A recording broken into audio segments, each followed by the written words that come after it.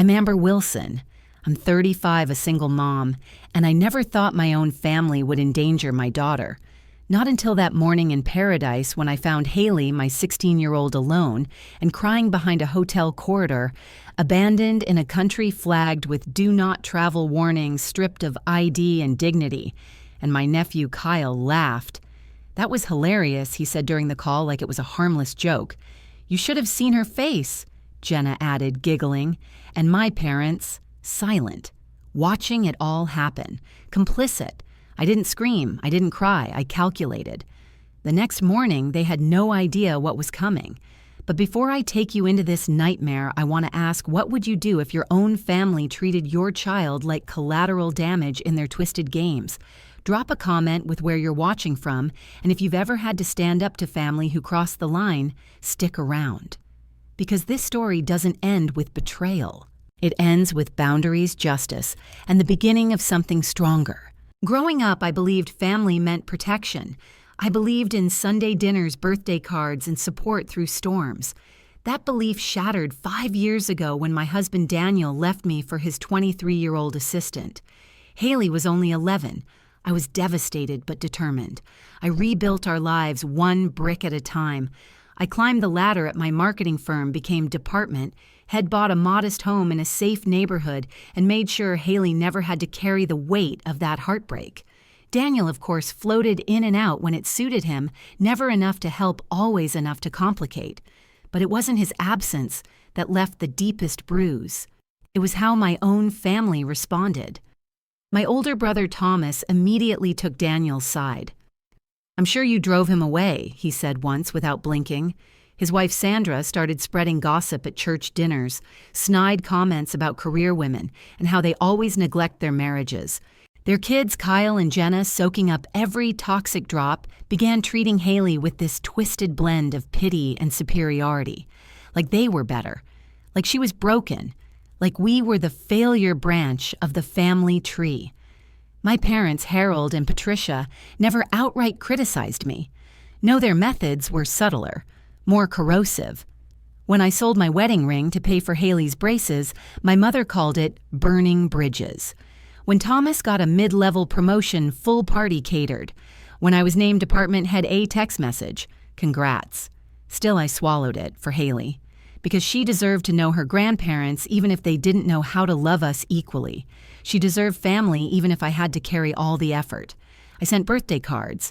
I arranged visits. I bit my tongue during Thanksgiving dinners when Thomas made digs about single moms. And Haley, sweet, eager Haley, just tried to belong. She laughed at Kyle's jokes. She offered to help Grandma set the table. She copied Jenna's style. And they still looked down on her. Then came the group text. From my mother, of course. "Your father and I are celebrating our 40th anniversary this summer. We've decided to take the whole family on a 2-week vacation. No excuses. Everyone is going the destination, a luxury resort in a coastal country. Gorgeous beaches, 5-star ratings, and a big red banner across the State Department website, do not travel, kidnapping and armed robbery risk in outlying areas." I called my mother immediately. "Mom, have you researched this place? It's not safe. Parts of that country are extremely dangerous." "Don't be dramatic, Amber," she sighed. "We're staying at a 5-star resort, in the safe zone." Thomas and Sandra already booked their villa. I told her I had work obligations. Haley had a photography program that summer. "Your job is more important than your father's anniversary. Haley can take pictures anywhere." They guilt-tripped me like experts. "You'd really rob Haley of memories with her family while we're still healthy enough to travel." I gave in. For Haley. Her eyes lit up when I told her. A real vacation with everyone. "Please, Mom. I've never even been out of the country." I canceled her photography program, ate the fee, took time off work, and then spent 2 weeks researching travel warnings, printing maps of safe zones, registering us with the U.S. Embassy. I built a binder of safety plans, because I had learned if I don't protect her, no one will. On the pre-trip family call, I tried to raise a few concerns. "I've been reading about safety issues," I began. Thomas cut me off, chuckling. Classic Amber, always looking for problems. Stop being such a helicopter parent, Dad added. She'll ruin Haley's experience if she fills her head with fear. Sandra said, sipping white wine like she was bored. She'll be fine, Jenna said with a smile that didn't reach her eyes.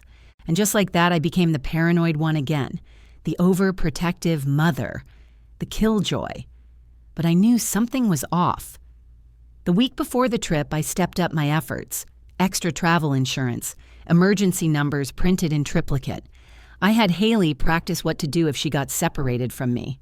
Mom, you're being super intense about this, she complained as I labeled her emergency contact card. Humor me, please, I said, brushing her hair back from her forehead. Promise me you'll keep your passport in the hotel safe, but always carry a photocopy, and don't go anywhere without telling me even if Kyle or Jenna says it's fine.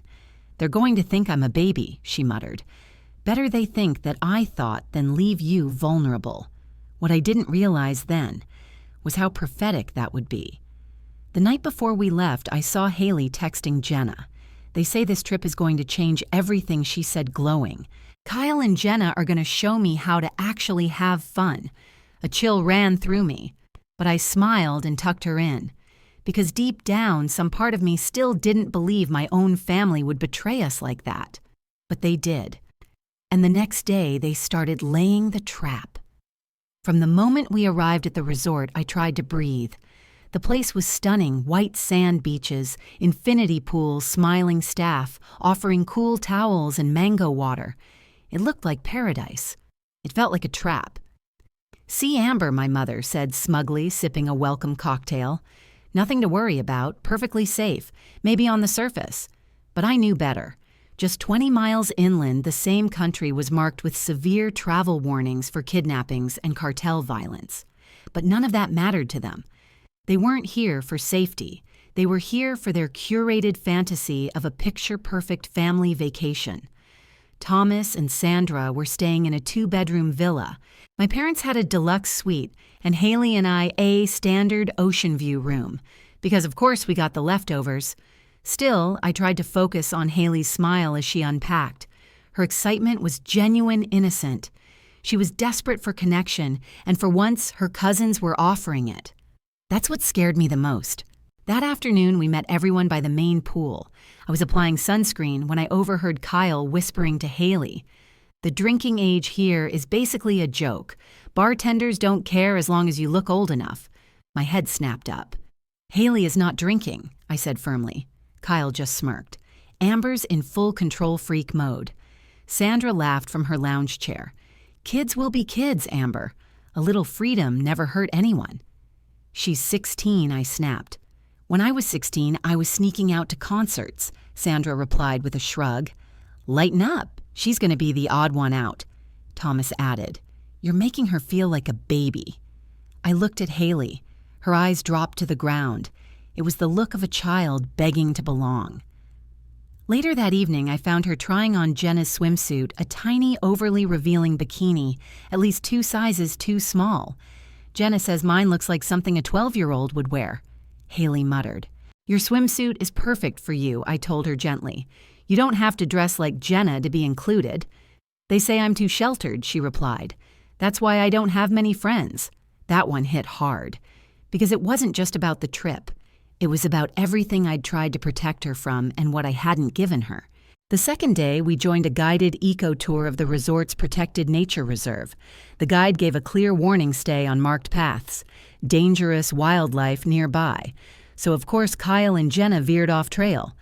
We're just taking pictures, Kyle shouted as they disappeared toward a restricted area with Haley trailing behind. I started after them, but my father caught my arm. Let her go, Amber. You can't bubble wrap her forever. It's not about bubble wrap, I said through clenched teeth. It's about respect, for rules, for safety. He shrugged. Thomas and Sandra don't hover over their kids, as if that was something to aspire to. When they came back, Haley's face was lit up. We found a hidden cave entrance. Kyle says we should go back tonight and explore it. Absolutely not, I said, my voice like iron. That area is off limits for a reason. Kyle scoffed. Aunt Amber's afraid of everything. Thomas smirked. My sister was born 40 years old, always worried about consequences. I bit my tongue until it nearly bled, but I pulled Haley aside later and explained the real risks. She listened reluctantly. Her eyes kept drifting toward her cousins. They were cool, rebellious. I was just mom. The next few days followed a disturbing pattern.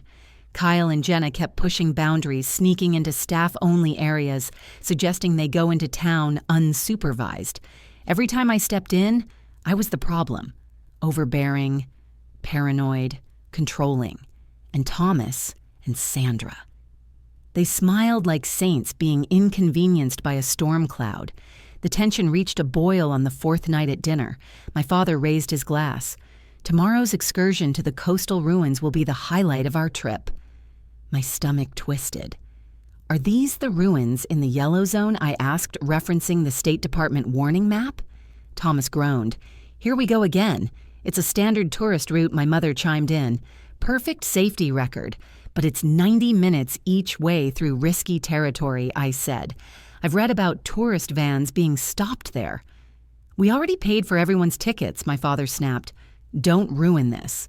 I looked at Haley's pleading face, so desperate not to be left out. I compromised. If we go, we take precautions. Copies of passports, emergency contacts, we stay together. Kyle laughed. What's next? Matching t-shirts and a buddy rope. I think it's smart, I said flatly, especially for minors. Sandra rolled her eyes. The guide will handle it. The kids don't need to carry documents. I didn't care. Haley would carry hers. That was non-negotiable. Back in our room, I packed snacks, water, sunscreen. I labeled everything. Haley sighed. Nobody else's mom is doing this. Better safe than sorry, I repeated. If only I'd known how ironic those words would become. That night, Haley got a text that made her grin.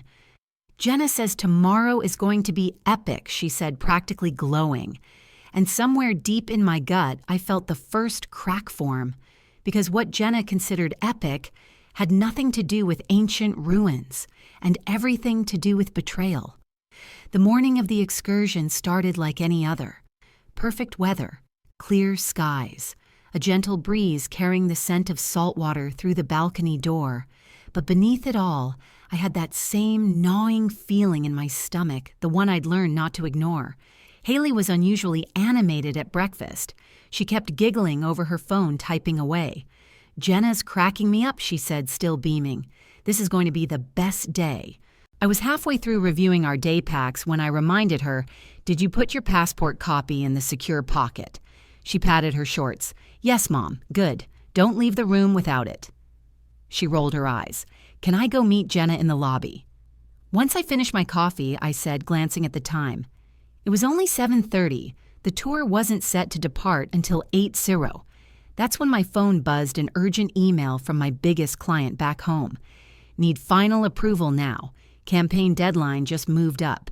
If we don't send this out today, we lose the ad slot. I paused. I'd spent months perfecting this campaign. Losing it would set my team back weeks. I looked at Haley. Sweetheart, I need to handle this quick call. Go down to the lobby, let them know I'll be right there. Do not leave without me. Got it, she said already, halfway to the door. I dove into my laptop. What was supposed to be a quick reply spiraled into a 15-minute scramble, a surprise video call, last-minute adjustments, 3 new approvals. By the time I closed the laptop, it was 7:50.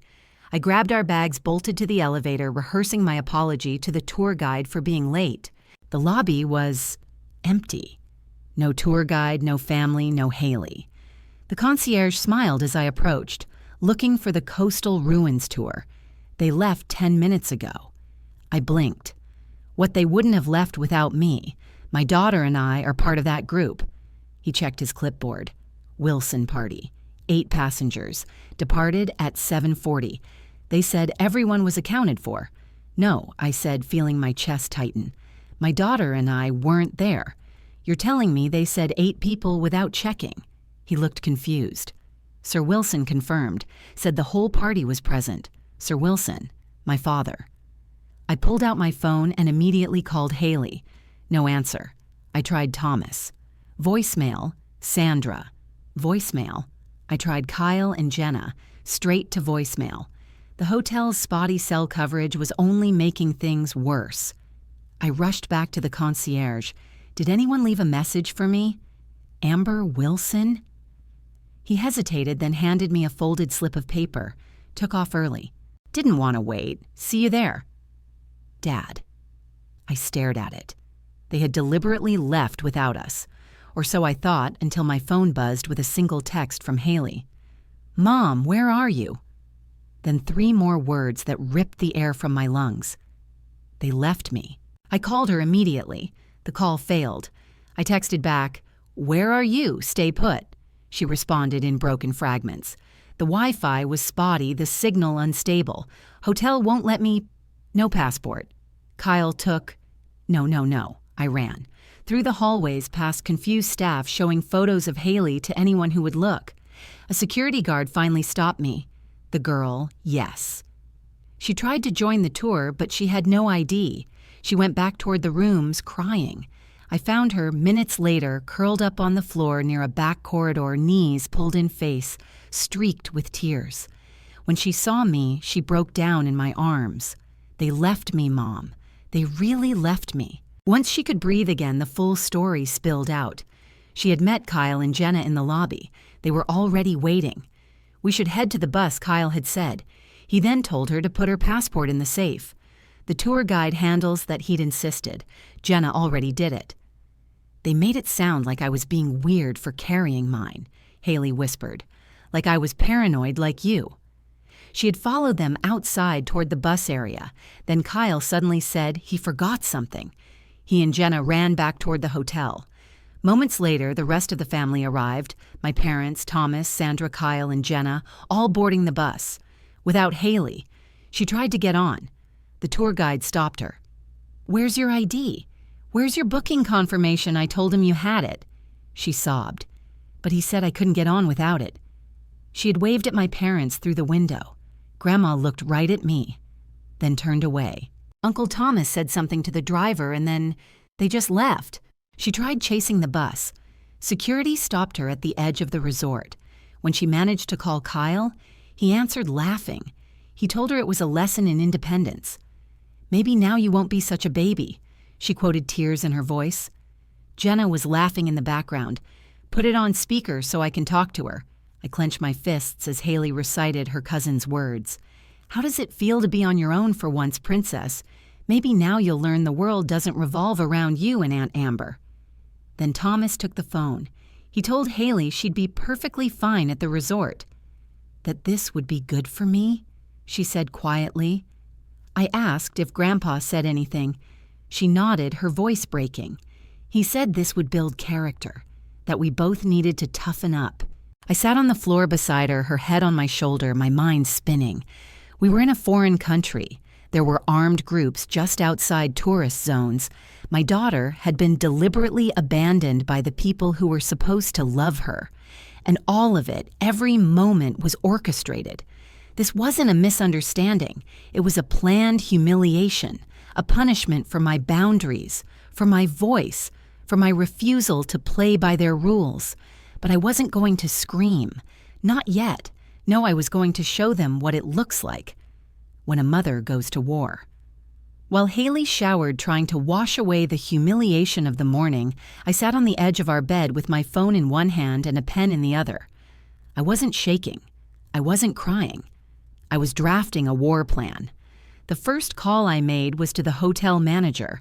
I stated everything with calm, professional clarity, just like I do in client presentations when millions are on the line. My daughter, I said a U.S. citizen, was left behind by our travel group this morning. She's 16 years old. She was denied entry to the tour because her cousins convinced her to leave her identification in the room. No adults intervened. They all boarded the bus knowing she was not present and no one stopped it. There was a pause. Then the manager's voice turned grave. "Ms. Wilson, I'm so sorry. This is not acceptable. Abandoning a minor guest, especially without documentation, violates every one of our safety protocols. He arranged for additional security personnel to monitor our room and movements discreetly. We'll change your room," he said. "No one from your party will know where you're staying unless you give permission." The second call was to the U.S. Embassy. I gave my daughter's name, date of birth, passport number, and explained the circumstances in full. The official on the other end didn't mince words. What your family did could be considered child endangerment under both local and international law, she said. I strongly recommend you file a formal incident report. I'd like to do that. She sent me the documents via email within 10 minutes. The third call was to a lawyer friend of mine back in the States. She answered immediately. I need your guidance, I told her. I want to create a legal record. I want to protect Haley.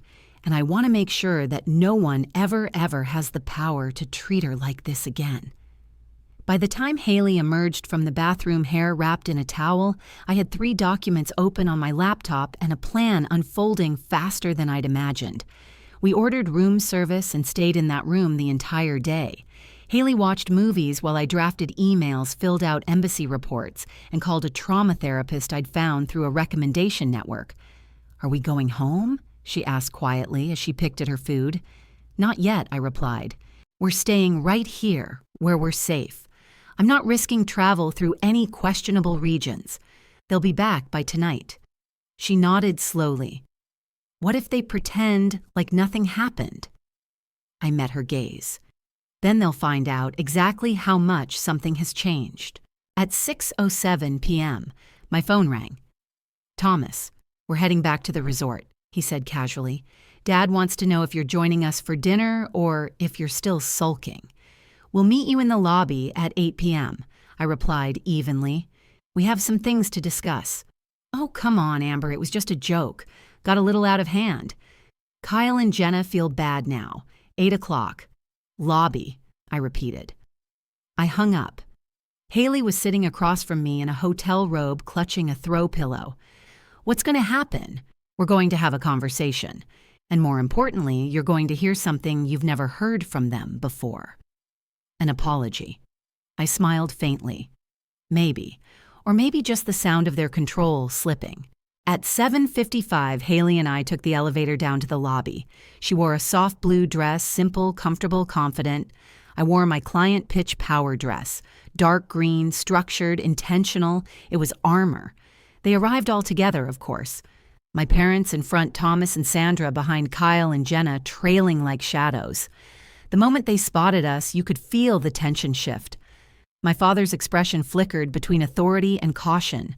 My mother's smile was tight and forced. Thomas looked annoyed. Sandra looked performative. Only Kyle and Jenna seemed genuinely unsure, like maybe they'd realized what they'd done. There you are, my mother began, as if we were the ones who had gone missing. Your father made dinner reservations at the seafood place. We're not going to dinner, I said calmly. We're going to have a conversation. Here. Now. Amber, people are watching. My mother hissed. Yes, I said. And you know who else is watching? The hotel staff. Because after today, they've been briefed on what happens when a minor U.S. citizen is abandoned without documentation in a foreign country. My father's face darkened. You involved the embassy. For heaven's sake, Amber. Talk about overreacting. A 16-year-old girl, I said still calm, was left alone in a resort lobby without identification by every adult in her family. Thomas stepped forward. Look, things got carried away. The kids meant it as a prank. Endangering a minor, I said, is not a prank. It's a crime. Sandra scoffed. She was at a 5-star resort, not in the jungle. Without identification, without the ability to prove she was a legitimate guest, without medical access if something had gone wrong, because her cousins thought it would be funny. Kyle's cocky demeanor cracked. We didn't think it through. Okay, we're sorry. Are you sorry I asked that you hurt her, or just that you're facing consequences? Jenna looked at Haley, eyes wide with something close to regret. It wasn't funny, Haley said quietly, voice trembling but firm. It was terrifying. And it showed me exactly what you all think of me. My mother attempted a diplomatic pivot. We all make mistakes, darling. Family forgives. Let's just put this behind us. That's not happening, I replied. Haley and I will be keeping to ourselves for the rest of this trip, and when we get back, we'll be discussing the long-term implications of what happened today. Thomas scoffed. Long-term implications. Your talking like this is a business contract. In some ways it is, I said, holding his gaze.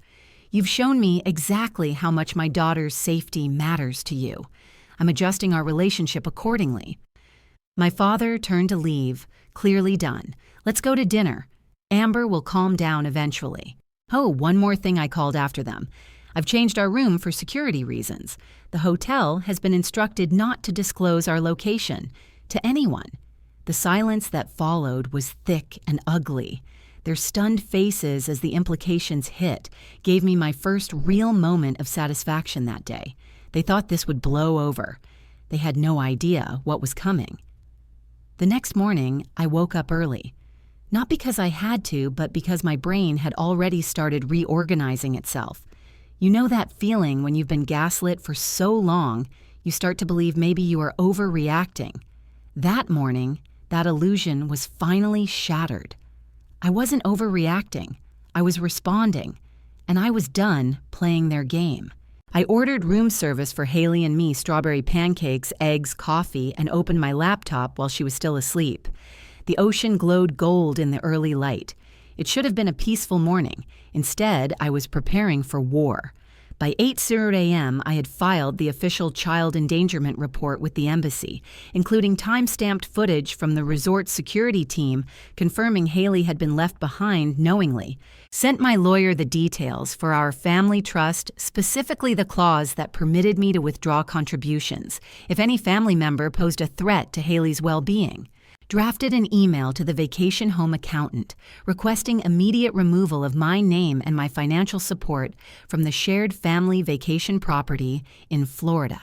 Notified the board of the Wilson Family Scholarship Fund, which I'd chaired for 5 years, that I'd be stepping down and redirecting my donations elsewhere. And just for good measure, I booked 2 first-class return tickets for Haley and me on an earlier flight, leaving 3 days before the rest of the family. Haley stirred, rubbing her eyes. "Mom, morning, baby," I said gently, closing my laptop. "Pancakes are here." We spent the day doing only what she wanted, swimming, reading, sketching by the pool. No awkward group dinners, no fake apologies. Just us.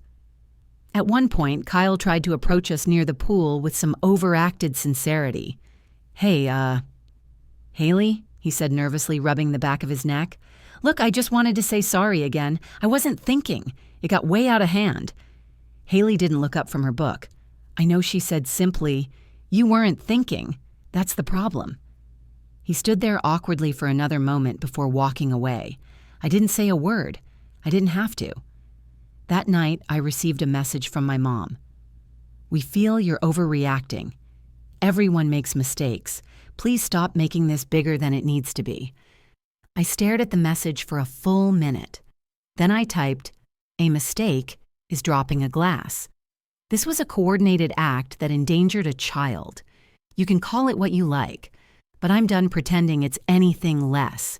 I didn't hit send, not yet. Instead, I attached a PDF of the embassy report and forwarded it to every adult on that trip.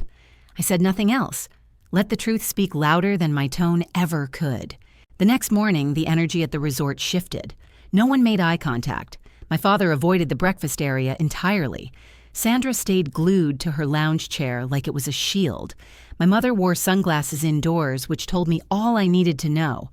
But the real moment came at the airport. We arrived earlier than the rest of the family for our flight. Haley was carrying a new sketch pad we'd picked out at a local shop. Her confidence was back not all the way, but enough to walk through security without looking over her shoulder. At the private lounge, the hostess looked up from her tablet and smiled. "Ms. Wilson, welcome. You've both been upgraded to first class per your travel account tier." Behind us, I heard the shuffle of suitcases and low murmurs.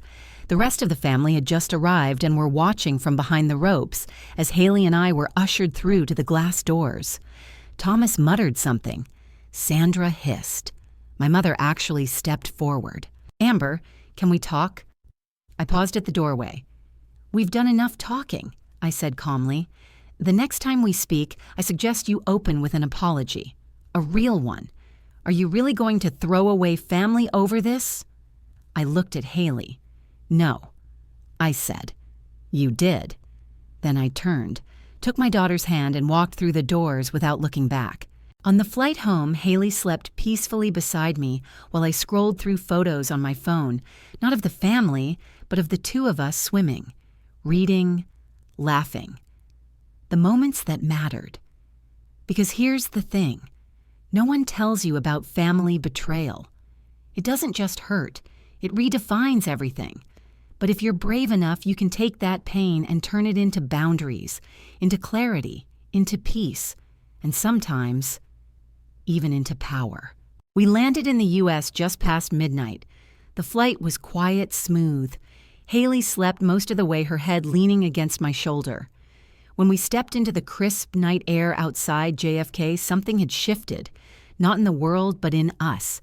I wasn't the same woman who had boarded that plane 6 days earlier. And Haley, she wasn't just my daughter anymore. She was a young woman who had seen the full spectrum of loyalty and betrayal. 2 days later, the fallout began. The email I had sent with the PDF of the child endangerment report had reached not just my immediate family, but my Aunt Lillian, who was on the board of the Wilson Family Scholarship Foundation. She called me the next morning. I read the report twice. She said, her voice heavy. "Amber, I'm so sorry. I had no idea how bad it was. I didn't send it for pity," I said. "I just needed people to see the truth." "Well, they've seen it now," she said quietly. "And the board met this morning. Thomas and Sandra have been removed as advisors, effective immediately." I sat back in my chair, letting the words soak in. "And Amber," she added, "if you're willing, we'd like you and Haley to co-sponsor the new teen leadership program. It's going to be focused on ethical decision-making based on what she did, that voice memo. That was brave." "What voice memo?" I asked, confused. A pause. "You haven't heard it." Apparently, while still in the resort, Haley had secretly recorded a voice note on her phone the morning after she was left behind. She had sent it to her old English teacher, someone she trusted deeply. In the memo, she said, "They say I was overreacting, but I know I wasn't. When people say you don't belong or leave you behind, they're trying to teach you your place. But maybe my place isn't behind them. Maybe it's beyond them." Her teacher had asked her permission to share it anonymously as part of a school podcast about teen resilience. It went viral. Within a week, the audio had been picked up by a parenting blog, then a youth mental health advocacy group, and eventually a national morning show. Haley didn't want her name attached, but people started calling the girl in the voice memo the Calm Fire. That's what they called it, the Calm Fire. Back at school, something shifted. The same kids who once dismissed Haley as quiet or shy started treating her differently. Not like a hero, but like someone real, someone who had faced something and came out with her spine straighter than before. She joined the journalism club. She helped create a new teen podcast about digital safety and emotional survival. And one afternoon, I found her editing audio with earbuds in and a serious look on her face. "What are you working on?" I asked. She smiled faintly. "An episode called The Day My Family Left Me Behind." I swallowed. "Is that too personal?" She shrugged, but her eyes held something fierce. "It's personal, but it's not a secret. And if I don't talk about it, how will other girls know they're not alone?" I had to turn away for a second. The lump in my throat was too much. Months later, during a quiet Sunday breakfast, my mother called. I stared at the screen. Haley looked up from her cereal. "You don't have to answer," she said softly. I picked up. Her voice was tired, flat, careful. "Amber?" I wanted to say, "I'm sorry." For what I asked. Not cruelly, just directly. For how we handled everything. I should have stopped them. I should have never allowed... She trailed off. I let the silence stretch. Then I said, "You let your granddaughter be left behind in a foreign country to teach me a lesson. You might not have planned it, but you didn't stop it." "I know," she whispered. "We're not coming to the reunion this year," I added, "and I've pulled our name off the family business loan." A sharp inhale. "Amber, the interest rate, I know. You'll figure it out." I didn't wait for her reply. I hung up. The next day, I got a call from a law firm in Florida. Turns out the vacation home had been partially funded through a legal vehicle that required my signature for refinancing. Since I had withdrawn support and refused to sign the refinance documents, the family was forced to sell the property, and when that happened, I smiled. They didn't need a yacht trip to teach me my place. They taught me to reclaim it. The night before Haley's podcast went live, she came to me with her laptop. "There's a line in this episode I want you to hear before I publish," she said. I sat beside her on the couch. She hit play. They said I didn't belong on that trip. They made it clear in little ways with their rooms, their words, their jokes.